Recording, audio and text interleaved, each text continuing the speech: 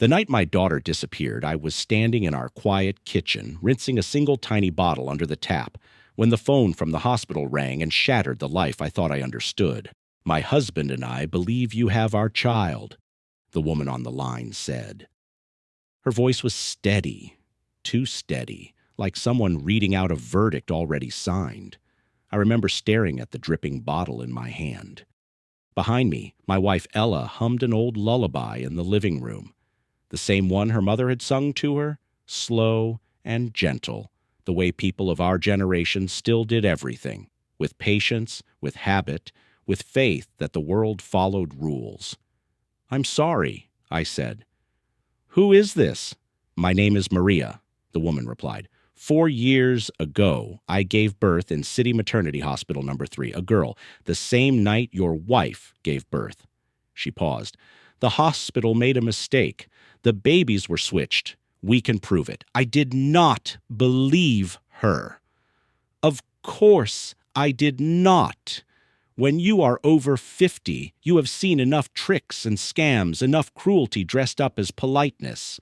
I listened to her story with the same suspicion I reserved for any stranger asking too many questions. But then she said my full name. My wife's full name, the number of the room where Ella had labored, the date, the complications, details no stranger should have known. "Who gave you this information?" I asked. "The hospital administration," she answered. "After we pushed, after we demanded records, after we did a private DNA test." Another pause.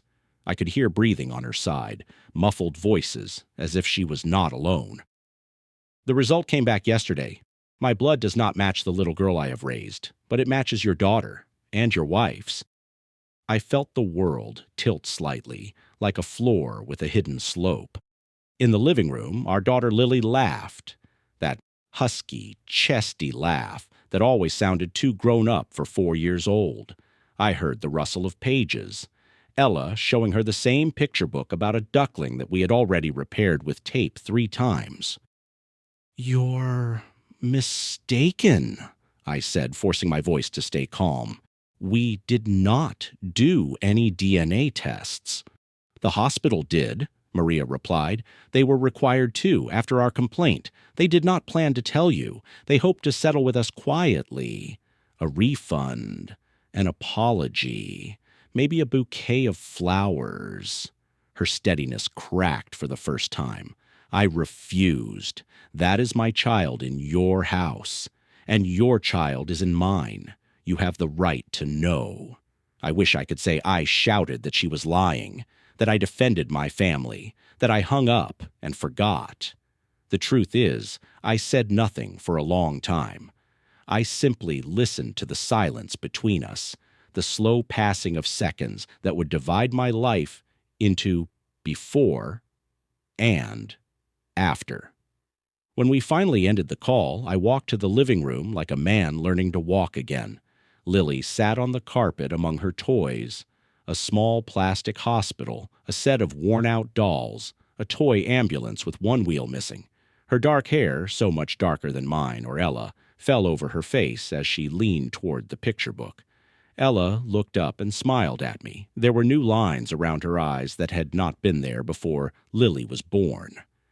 They were lines of tired joy, lines you earn. "Who was it?" she asked. "Wrong number," I lied. For the rest of the evening, I watched them like an outsider. I watched the way Lily ran to Ella when she tripped over a toy, how she buried her face in her mother's blouse and calmed down at the smell of detergent and skin. I watched the way Ella instinctively put her hand between Lily's head and the table edge as the child climbed. And these were not the gestures of strangers. This was a life grown slowly, touch by touch, day by day. And yet, in the back of my mind, a quiet voice whispered, "What if?" I did not tell Ella that night. I pretended to forget. People our age were trained to survive by ignoring certain truths. We had lived through shortages, lies on television, promises that dissolved with the morning news. We had learned to carry our doubts like extra weight in our pockets. Still, the next day, I found myself standing in front of the hospital, staring at the same faded sign that had welcomed us 4 years earlier. The paint had peeled a bit more. The steps were cracked in the same places. Inside, the smell hit me. Disinfectant trying and failing to erase something older. Memories. I went to the archive department. The clerk, a woman with gray hair pulled into a tired bun, recognized my name before I finished spelling it. "You are the second father from that night to come here," she said quietly, glancing around. "I thought you would appear sooner." My stomach clenched. "So it is true." She looked at me for a long moment, then slid a file across the counter. "You did not hear it from me," she said. "I am too close to retirement to fight with lawyers." Inside the file were photocopies of records, my wife's name, her medical history, the time Lily had supposedly been born. And there, stapled to the back, was a short internal report with a line that made my vision blur. Possible mislabeling of newborn identification bracelets during power outage. Night shift. Incident not reported to parents. I took the file outside and sat on a bench.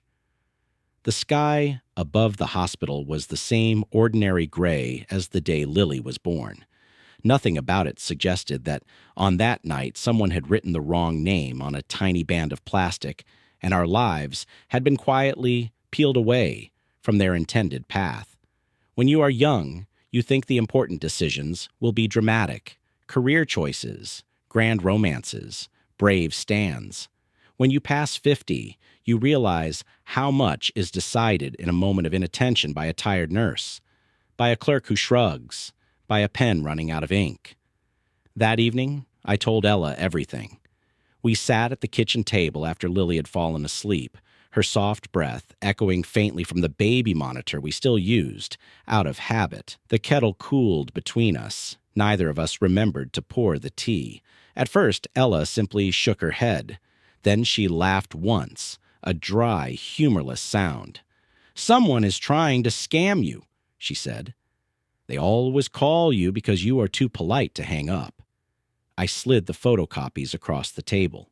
She read them slowly, lips moving silently over each word. I watched the color drain from her face, watched her fingers tighten around the edges of the paper until they shook. "This is a mistake," she whispered. "It is," I agreed, "but not the one we wish." She stood up and walked to the bedroom without another word. I heard drawers opening, the rustle of paper. When she returned, she carried the small cardboard box where we kept Lily hospital bracelet, the first cap she wore, the photograph the nurse had taken of us, exhausted and euphoric. Ella took out the bracelet. The writing had faded with time, but not enough. The number on it did not match the one in the file. "I should have checked," she said. "My mother told me to check everything. Names, numbers, but I was too tired. I trusted them." "You had just given birth," I said gently. "You trusted the system that should have protected you." She looked at me with something like anger, but it was not directed at me. It was the helpless anger of someone who had followed every rule and still been cheated. "What do we do now?"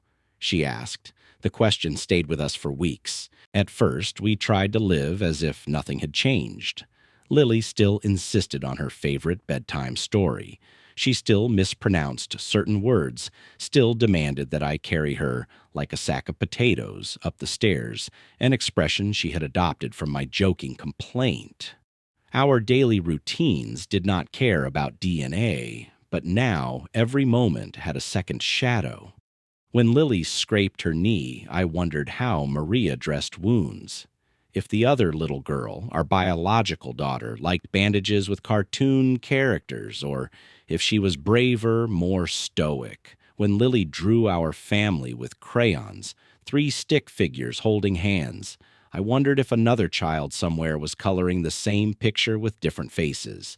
The hospital suggested a formal meeting with the other family. They wanted to manage it, to control the narrative. They talked about closure, legal frameworks, minimal media exposure, words that meant very little to people who had grown up in small apartments where every neighbor knew your business before you did. We refused their conference room. Instead, we met Maria and her husband in a small cafe near the river, a place where the chairs squeaked, and the owner still believed in thick curtains for privacy. They arrived holding hands. Maria was shorter than I had imagined, with the tired eyes of someone who had been fighting for too long. Her husband, Victor, had the careful politeness of a man who works with his hands and chooses his words with the same precision. Maria placed a photograph on the table between us. "This is Katya," she said, "the girl we have raised." I looked down at the picture. A 4-year-old girl smiled up at us from a playground.